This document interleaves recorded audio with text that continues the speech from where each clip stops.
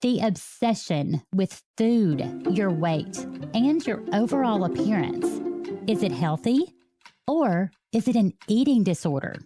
We are unpacking this hot topic today on Healthy Harmony. Welcome to Healthy Harmony, where we help you clarify and discuss health tactics to harmonize your life. I am your host and health coach, Jennifer Pickett, and today my guest is licensed professional counselor, Kristen Cairns. Kristen is a licensed professional counselor specializing in working with teens and young adults with eating disorders, depression, anxiety, and those that struggle with body image, self-esteem, and self-worth.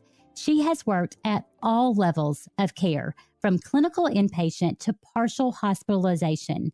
And now she has an outpatient private practice in Dallas. She loves helping patients reconnect with their values and rediscover the freedom and joy that comes from living authentically and in relationship.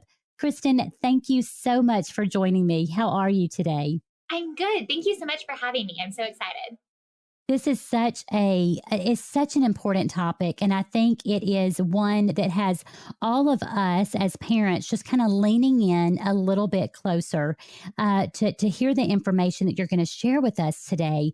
So this whole topic of eating disorders, do you think that eating disorders is on the rise? What's going on? What are you seeing? I think that's hard. I do think that they're becoming more prevalent, and I think there's more awareness at an earlier age. And so I think parents and teachers and just people involved in these younger girls' lives are recognizing it earlier and becoming more aware, which is a really good thing. That's a great thing when we're just becoming more aware and we kind of know what to look for. But how can you tell whether it is like healthy, where, someone is concerned about their health, they're taking those measures to take care of their health, or it is an obsession and it has gone into that realm of being a eating disorder? That's a really good question. So a lot of what I look at when I'm differentiating those is how much of your life is consumed by food and exercise and thoughts of those things. For my patients who are struggling with an eating disorder, they're talking like 80 to 95% of their time and their thoughts are consumed by their appearance, food, exercise, and things related to that. So it's far past the normalized, I want to take care of myself point. Okay, just that obsession. Yes. Do you think and this is, getting us into an interesting area when it comes to all of our teens are on social media. Mm-hmm. We're on social media. Do you think it has made this obsession a lot worse? Yes, because there's so much comparison there. Everybody shows their highlight reel where they look perfect, their family's perfect, they're super thin, you can use filters and look better than you do in real life. And so people compare their reality to everybody else's not reality. Yes. Yeah. I think it's made it just a lot worse. And I like how you put it earlier in my workings with clients, and I'm working with older clients than you are. But just seeing this kind of fixation on food, mm-hmm. and helping someone recognize that, but then seeing the freedom that comes about when they recognize it, and then they're kind of released from that and they're no longer fixated. And, I had a client recently who said, food does not have control over me anymore. I'm not fixated on the food. But it was that process of realizing that she was fixated in the first place. Right. So where do you think that happens? What is that line where someone crosses the line of some healthy behaviors into eating disorder? Where is that line, and how do you think that happens? I think it's really when it becomes the obsession and they lose control over it. And so in eating disorder talk, a lot of times we'll say that there's a line that somebody with an eating disorder will cross that somebody without an eating disorder wouldn't cross. So there's certain things that I would not do to lose weight, right? Like I might say, right, I want to lose 5 pounds. but I'm not going to do certain things to get there. Where somebody with an eating disorder will do pretty much whatever it takes. Okay. So it's just that complete obsession and not having any kind of judgment that, hey, this could be potentially dangerous. Is that what you're saying? Yes. And it's more wanting that short term fix. So when I binge or I purge or I take laxatives or I restrict all day, I feel better in the short term. Yes, it's not going to help me long term. It's really going to be super detrimental to me long term, but it's going to take away the negative feelings right now. It's going to numb the hard feelings that I don't want to deal with. And so it's going to help short term, and I want that. Wow. So, what are some of those signs that parents need to look for? These signs that their kids are exhibiting that would prompt them to say, okay, we need to get some help because I think this is an eating disorder. Yeah. So, I think parents, and I tell parents often, they need to be aware of any of those sudden changes of their kids becoming more interested in diets, becoming really appearance focused, and making excuses not to eat with other people. They're not always eating with their friends, and they are not always not hungry. That's just not true. And so a lot Oh, of those interesting. lies that parents or kids will say that parents buy into because they believe that they're eating with their friends or they're not hungry, or I think it can be easy to see those things as normal when they're often those early signs.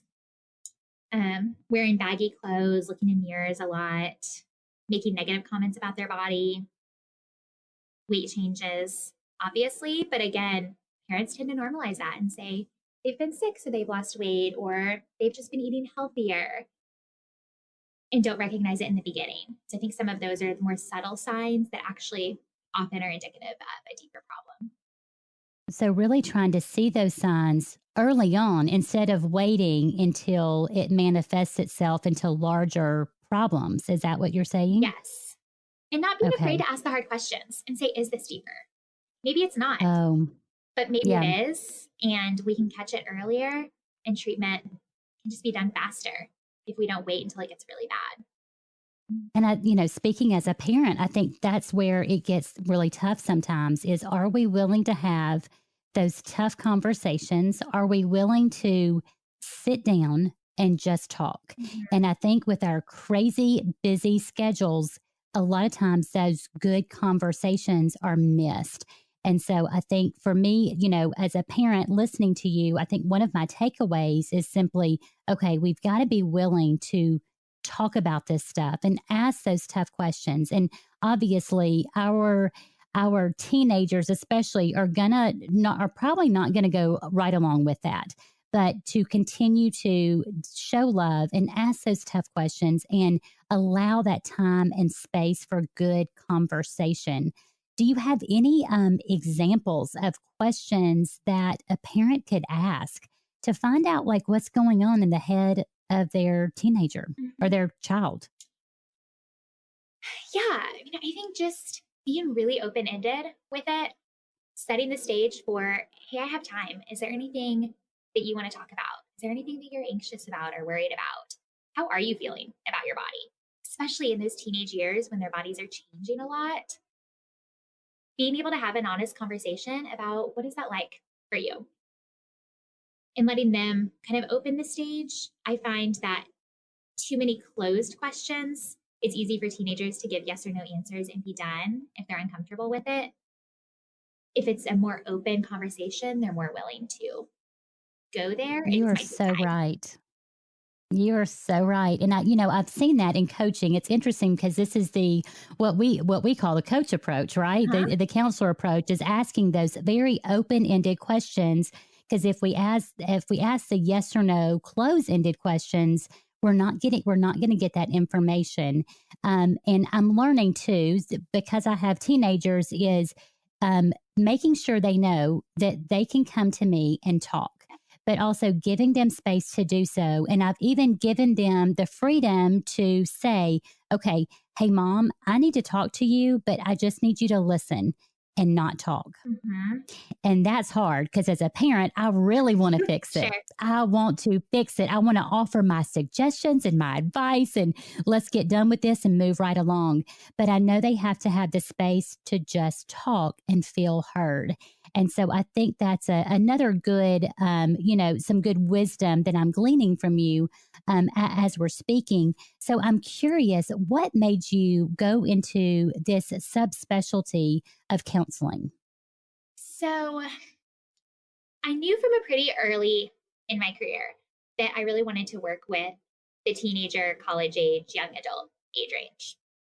So when I was focusing in my master's program, I took several classes just really dealing in adolescence and young adulthood, and eating disorders were something that came up a lot. I had some personal experience with just close friends and people really close in my life who struggled with eating disorders. And so I felt like it was coming up in a lot of different areas that I really just felt pulled towards. And it's something that's really common in the population that I love to work with. And it's becoming more and more common. I'm sure it's tough to hear some of the things that you're hearing on a daily basis. And it's heartbreaking to hear that it's becoming so much more prevalent. But as we look at our society that's becoming so me focused, look at me, it's all about me and it's all about appearance. I think we're going to continue to see these numbers just continue to rise. So let's talk about this as we talk about children and teenagers. How can parents instill that positive self-esteem? And what are some things that they should not do? So let's talk about the positive self-esteem first. What are some things we can do to instill that positive self-esteem in our kids? So modeling is a huge, huge thing for moms. Teenage girls and young girls look up to their moms as such a model of what it means to be a girl and to be a woman. And so do not be the one who comments negatively on your body. As a mom, your daughter cannot hear you say anything negative about yourself because it's so easy for a young girl to internalize, okay, so mom places a lot of appearance or a lot of importance on her appearance and her body. So it must be important for me too. And if mom thinks that she's fat, I'm a similar size and shape as she is, so I must be fat too. If mom needs to lose weight, I must need to lose weight too. And even if you're not telling your daughter that, that's what they're hearing because they want to be like you. Yes.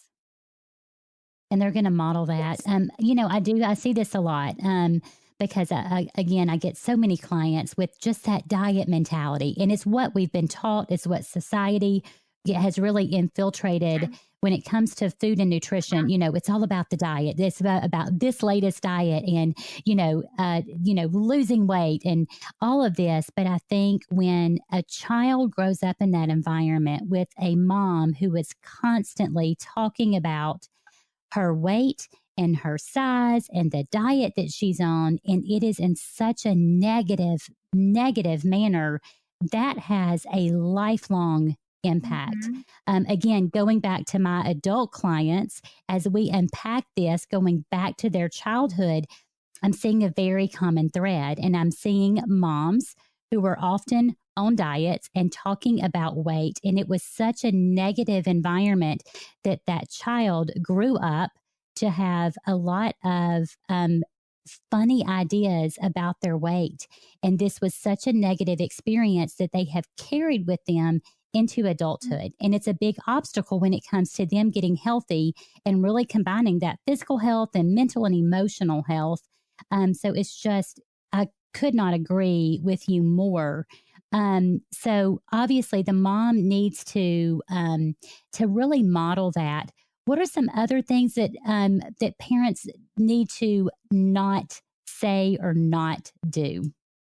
So don't make food good and bad. Avoid those labels of this is good for you, this is bad for you, this is healthy, this is unhealthy. There is some level of, yes, don't eat cake for every single meal every single day. Like I get there's a moderation in that.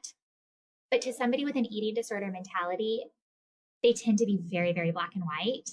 And so if something is quote unquote bad, that is something that you can never, ever, ever eat. So really modeling moderation and what healthy, normalized moderation looks like is, yes, eat cake on your birthday. That is normal to eat cake on your birthday. If you go Sure. to a birthday Yes. party, Yes. like those things are normal parts of life and it's not bad. And more than that, it doesn't make you a bad person to eat that. Yes. It gets tied to morality a lot, that food does not make you a good or bad person, and food is not intrinsically good or bad. I like how you put that. I think it's a very interesting conversation, because we have made some foods good, some foods bad. And that's not the case. But if we talk about health, and we talk about true health, it's again, I think making foods good and bad ties into that diet mentality, which is such an unhealthy mentality. I'm going to go on this diet. Meaning I'm going to start this thing and then end this thing. And then I'm going to go back to what I was doing before. But I think what happens is that when we assign a food as being bad and then we eat that food, then we feel bad about ourselves. Exactly. So I think it's interesting as we have this discussion, I can't help but think about this functional medicine approach, that approach that looks at food as several key things.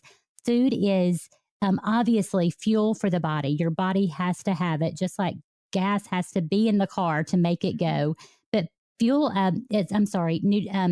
is also information for the body. So we look at what kind of information we're putting in. Food is medicine, can definitely heal the body and provide so many benefits, but also food is connection.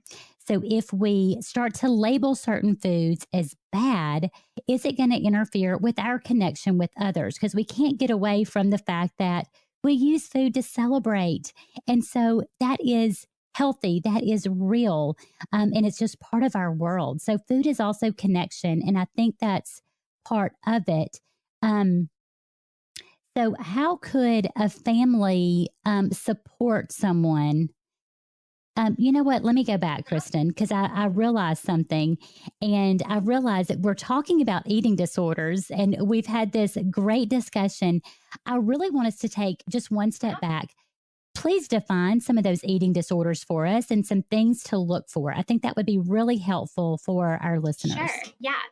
So when we look at eating disorders, we're typically looking at anorexia, bulimia, binge eating disorder, and then this kind of lump all category that doesn't quite fit any of those other ones.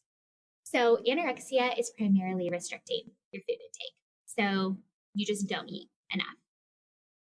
Bulimia can have periods of restriction, but there's also a compensatory aspect to it. So there's a purging after they eat, an overexercise to get rid of those calories, or laxative use. In some way, you're taking away those calories. And then binge eating disorder is eating large quantities of food in a discrete amount of time, but not having a compensatory behavior that goes with it. So there's not any kind of laxative use, overexercising, or purging associated. Okay, very interesting. What's the best way that a family could support someone going through an eating disorder? Being open to talk is really, really big. So try to talk to them. Teenagers may not want to talk to mom and dad about what's going on. So I think that everybody should have a counselor. I have a counselor. I think all mental health people should have counselors. I think everybody should have a counselor. I wholeheartedly agree with you. Yeah. Yes. So it can just be helpful to have that third party person that's not mom or dad to talk to. And if it is an eating disorder, getting somebody who specializes in eating disorders is super important. You would not believe the amount of patients I've had who have worked with counselors or therapists in the past who have said really, really triggering things with super great intentions. So I get where they're coming from, but a lot of the things that intuitively seem like they might be helpful are very misconstrued by people with eating disorders. And so it is, like any other mental health, something that you really need to fully understand and really specialize in to work well with it. So just find somebody who's close to you, close to wherever you live, that really specializes in working with eating disorders. I think that's very good advice to, first of all, listen, but also get help, get support. You're not going to figure all this out on your own. And I think sometimes we have this stigma associated with getting help or with counseling. And we have got to get over that stigma, because there's a lot of suffering and a lot of struggling that is unnecessary if we would just let down the walls and get the help that we desperately need. And I have to say, I really agree with you. When it comes to eating disorders, this requires a professional who is highly skilled and highly trained and experienced in the area of eating disorders. As a dietitian and a health coach myself, I have had people come to me and say, "Hey, Jennifer, I know so-and-so, they have an eating disorder. Can you help with them?" And my answer is always, that is not my area. That is not my specialty, because I want to make sure they get the help that they desperately need. And they've got the right dietitian, they've got the right counselor, and those folks are working together so that they can really help this client, this patient. So I'm really glad you brought that up. It's such a big, hot topic. What are some, when it comes to eating disorders, what would you say are some of the misconceptions that are out there? I think control gets thrown out a lot, that it's just about control or they just want to be skinny. And while control is often definitely a part of eating disorders, that's not all it's about. It's so much deeper than that. And even more so than that, I think the appearance one is something that just is really inaccurate. Yes. Interesting. So tell me more about that.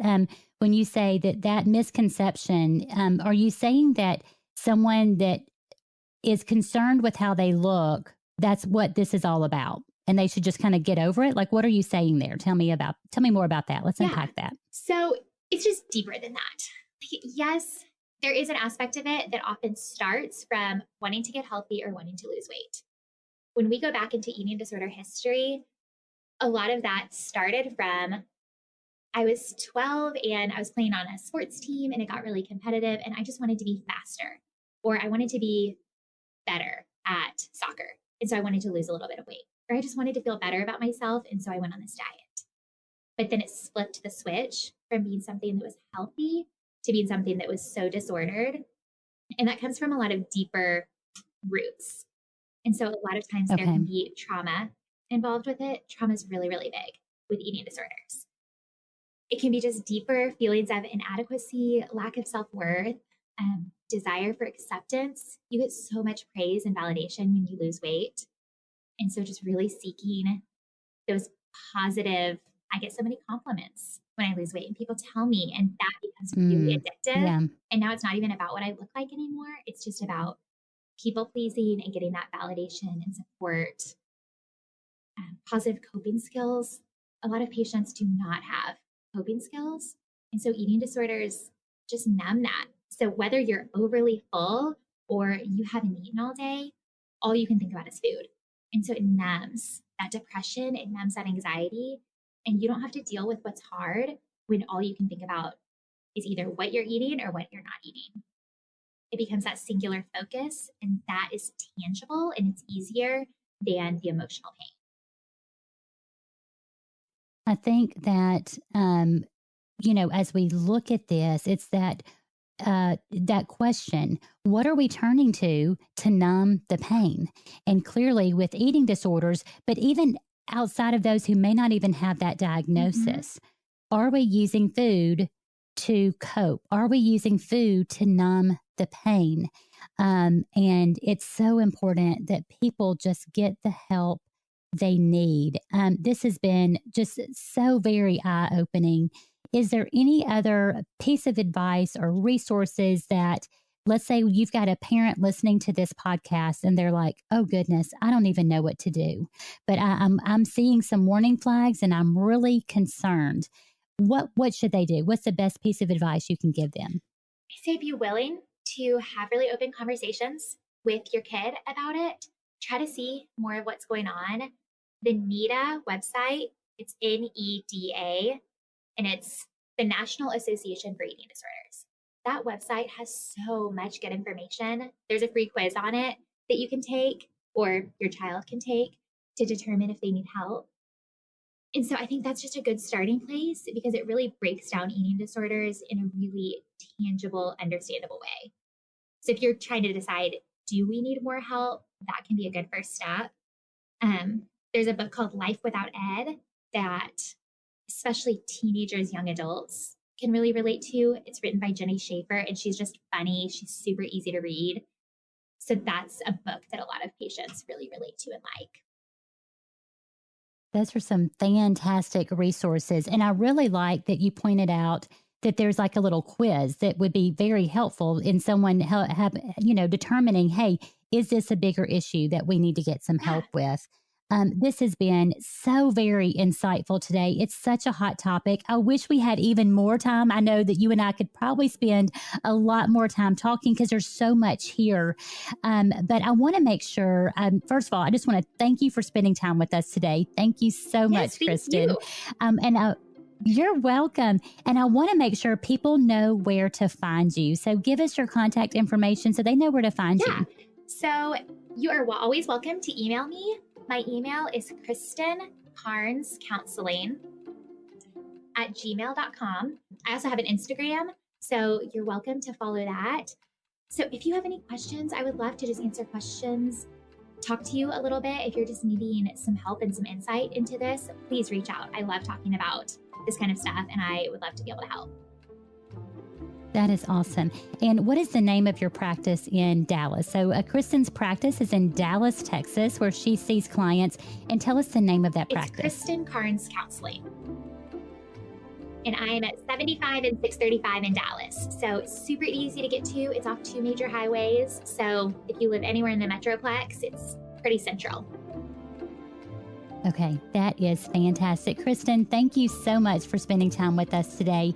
Guys, also remember to subscribe to us on your favorite platform of choice, on Facebook, on Instagram, at Inspire Healthy Harmony. You can also join in the discussion on Facebook as we unpack eating disorders. We want to hear your thoughts and opinions and your struggles.